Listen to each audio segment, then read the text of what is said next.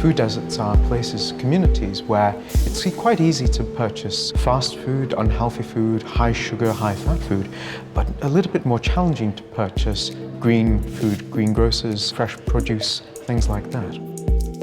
Communities in the West, for example, in Blacktown, in Mount Druitt, in Liverpool and Campbelltown, prevalence of diabetes is upward of 6%. If you compare that to some of the eastern suburbs, some of the more affluent suburbs in the North Shore, the prevalence of diabetes is just over 2%. So you have this wide inequity within our city, which may be driven, which we think is driven by the types of environments we live in. The question is what types of environments, and that's what we're looking to identify. The name of my research project is the Mapping Food Environments in Australian Localities project, or the MEAL project. So this project began back in 2014.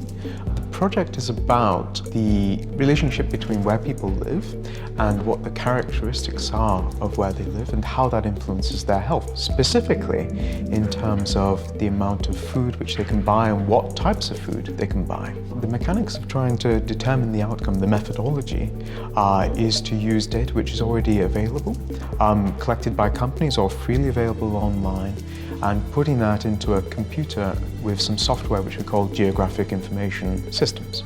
And we can use the information to plot points or locations of all the different places where people can purchase food, and we can do it according to whether they're supermarkets or greengrocers or fast food restaurants. And we're able to look at the overall distribution of those areas. So whether an area has more fast food restaurants compared to greengrocers. In the case of a food desert, whether an area has lots of fast food but no supermarkets or greengrocers, which evidently makes the choice between fast food or purchasing apples and vegetables rather difficult.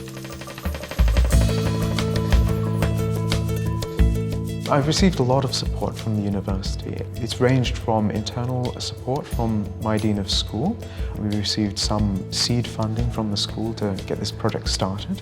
We received endorsement from the university and a lot of help with getting early findings out into the media so people can learn about the research that we're doing at our university.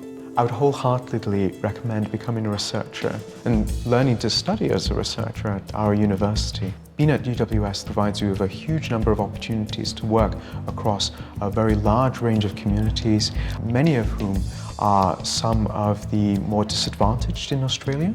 And that means these are areas where people often have significant health challenges.